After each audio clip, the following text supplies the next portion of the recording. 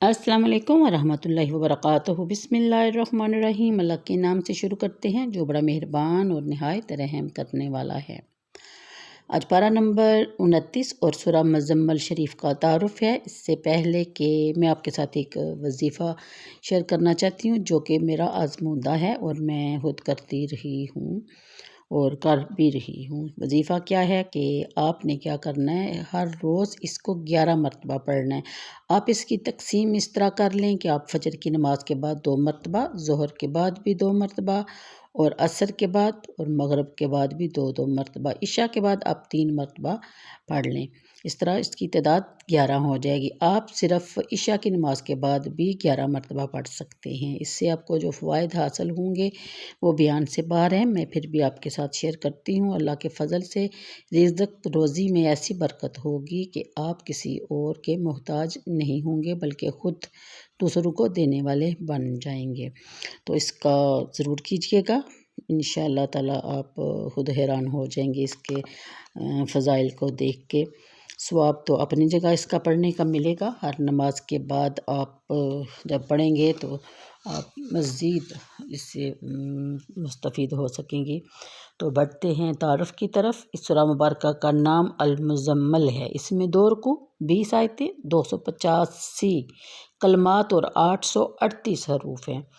زمانہ نزول، اس کے زمانہ نزول کے بارے میں اختلاف ہے۔ بعض علماء کہتے ہیں کہ یہ ساری صورت مکہ مکرمہ میں نازل ہوئی۔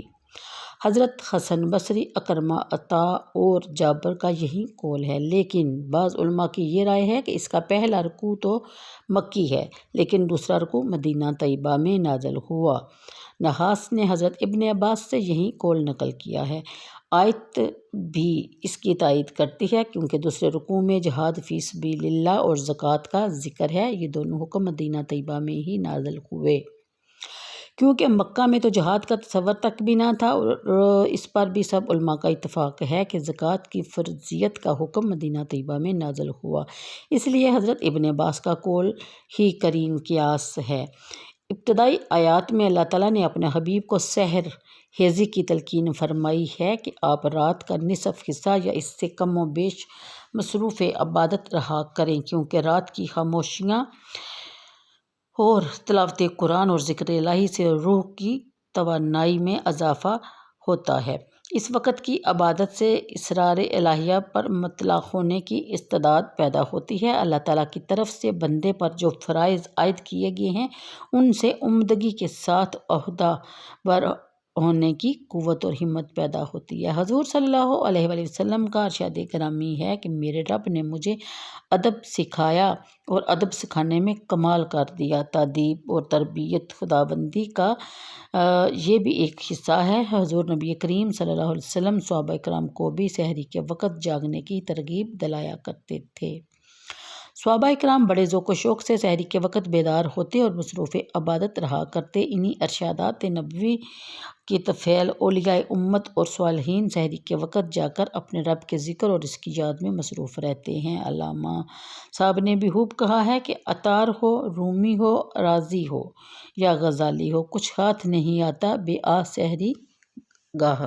پھر رب المشرقی والمغربی آیت 9 تا 14 فرمایا کہ یہ بتایا جا رہا ہے کہ نبوت کے نازک اور گراں ذمہ داریوں کو ادا کرنے کے راستہ میں طرح طرح کی رکاوٹیں پیش آئیں گی۔ اے حبیب، آپ ان سے مت گھبرائیے گا، اپنے رب کو اپنا کارساز بنا لیجیے۔ آپ کا رب وہ ہے جو مشرق اور مغرب کی ہر چیز کا پروردگار ہے۔ مخالفین اگر اذیت رسانی پر اتر آئیں تو آپ صبر کی ڈال پر ان کا ہر وار سہ جائیں، روکیے، خود کو ان سے نبٹ لیں گے۔ ہم خود یعنی اللہ تعالیٰ فرماتا ہے کہ ہم خود ان سے نبٹ لیں گے، آپ ان کے ہر وار کو روکنے کی کوشش کیجیے۔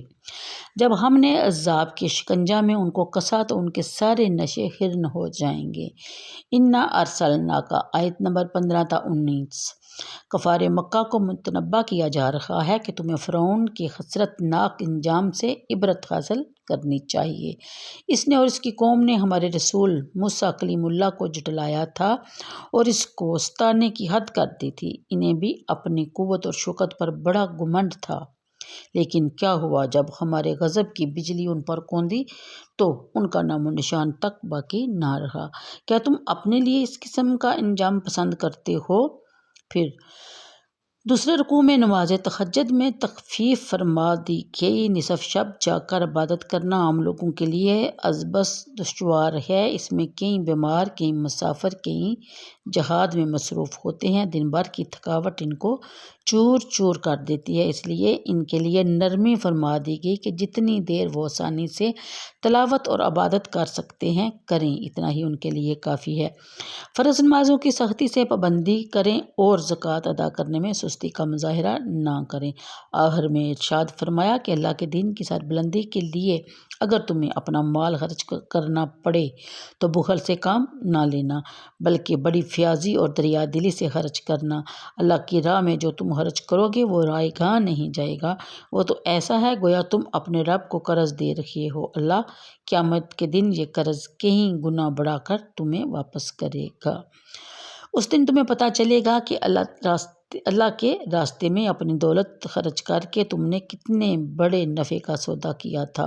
وَاسْتَغْفِرُ اللَّهَ فرمایا کہ اس خطرے سے بھی آگاہ کیا کہ کہیں تم میں غرور پیدا نہ ہو جائے۔ ہمیشہ اپنے رب سے اپنی لغزشوں کے لیے مغفرت طلب کرتے رہو اور غفور الرحیم تمہاری لغزشوں کو معاف فرما دے گا اور تمہارے اعمال حسنہ کو شرف قبولیت بخشے گا۔ آمین۔ یہ تھا مختصر سا تعارف سورہ مزمل کا۔ تو انشاءاللہ کل اس کی آیات کی طرف غور کریں گے۔ اللہ تعالیٰ ہم سب کو دین کو سمجھنے اور اس کو آگے پھیلانے کی اور اس پہ عمل کرنے کی توفیق عطا فرمائے۔ تو ماہ رمضان کا آخری عشرہ یعنی تیسرا عشرہ جا رہا ہے۔ کوشش کیا کیجیے کہ اس مہینے میں ہم اپنے آپ کو تہجد نماز کا بھی پابند بنا سکتے ہیں کہ اللہ کے فضل سے سحری کے وقت ویسے بھی ہم نے اٹھنا ہی ہوتا ہے، تو کیوں نہ ہم 15-20 منٹ پہلے اٹھ کے اپنے آپ کو صاف ستھرا کر کے رب کے حضور سجدہ کر کے اپنی مشکلات اس کے سامنے رکھیں اور ان کے لیے دعا کریں۔ اللہ تعالیٰ ہماری دعاؤں کو ضرور قبول فرمائے گا اور اس کے ساتھ ساتھ ہمیں عادت ہو جائے گی سحری کے وقت جاگنے کی اور نماز تہجد ادا کرنے کی۔ تو نماز تہجد کے بارے میں ہے کہ یہ اللہ تعالیٰ کی لاڈلی عبادت ہے، یعنی تہجد میں اگر آپ 2 نفل بھی پڑھتے ہیں اور اللہ تعالیٰ کے حضور سجدہ ریز ہو کر اپنی دعاؤں کو قبولیت کا شرف بخشوا سکتے ہیں، مل سکتا ہے آپ کو۔ اللہ تعالیٰ آپ کی دعاؤں کو ضرور قبول فرمائے گا انشاءاللہ تعالیٰ۔ تو مجھے بھی دعاؤں میں یاد رکھیے گا، ویڈیو کو لائک اور شیئر کر دیا کیجیے۔ یہ آپ